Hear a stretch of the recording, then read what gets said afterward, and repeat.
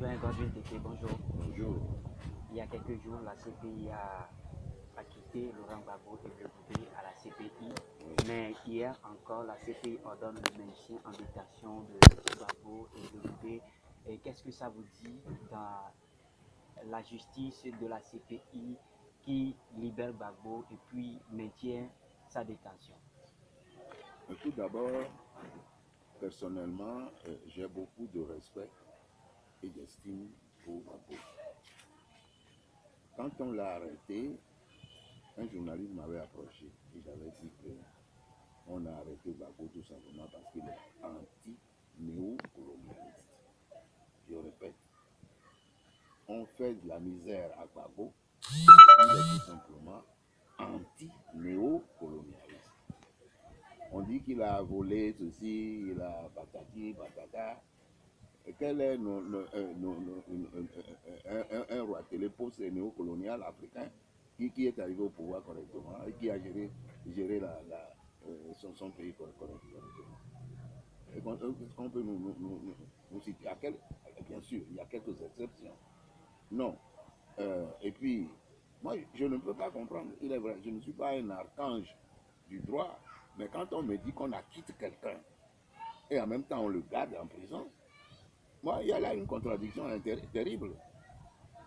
Acquitter, ça veut dire que vous reconnaissez que la personne n'a pas commis le crime que vous lui reprochez, et puis vous le gardez en prison. Oui, pour des raisons politiques. C'est clair. Et puis en même temps, on nous dit qu'on l'a condamné à 20 ans de prison dans son pays. Ça veut dire que c'est de l'aéroport qu'on le prendrait pour aller le mettre encore en prison là-bas. Dans ce cas-là, il vaut mieux encore qu'il reste en prison à La Haye plutôt qu'à Abidjan.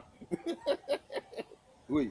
Voilà, doyen, vous ne voyez pas que la décision de la CPI va encore créer des tensions à la Côte d'Ivoire? Bien sûr, la tension existe déjà. Vous voyez, il y a des gens qui se réjouissent et d'autres qui disent non, il faut qu'on le garde en prison. La tension est déjà là. Elle n'est pas à arriver, elle est là déjà. Elle est là. Voilà, qu'est-ce que les pays de la France vont faire par rapport à la France qui tient à la tête de tous les pays francophones? Je n'ai pas bien compris la question. Qu'est-ce que les pays africains, vous voulez parler des pays francophones, oui, oui, doivent faire pour être libérés de la France?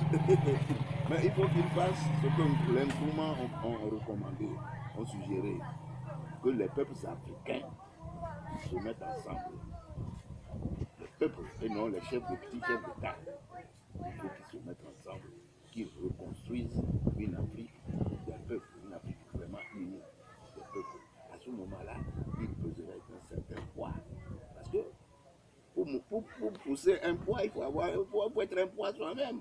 Tant que vous ne serez pas un poids, vous ne pourrez pas pousser un poids. C'est vrai ou c'est pas vrai? C'est ça. Il faut que tôt ou tard, que les Africains reviennent sur la fameuse conférence de Berlin, fin 1884, début 1885, qu'ils revoient leurs frontières, qu'ils arrivent à créer les États-Unis d'Afrique, ne serait-ce que par région pour commencer. À partir de ce moment-là, ils pourraient peser un certain poids pour faire face au monde extérieur. Parce que le monde extérieur d'aujourd'hui, c'est un monde des grands ensembles.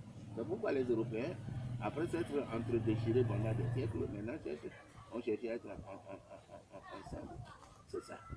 L'unité réelle des peuples africains. C'est de ça que l'Afrique. C'est sur ça que l'Afrique doit tabler et arriver à le. Doyen, est-ce que c'est possible qu'aujourd'hui l'Afrique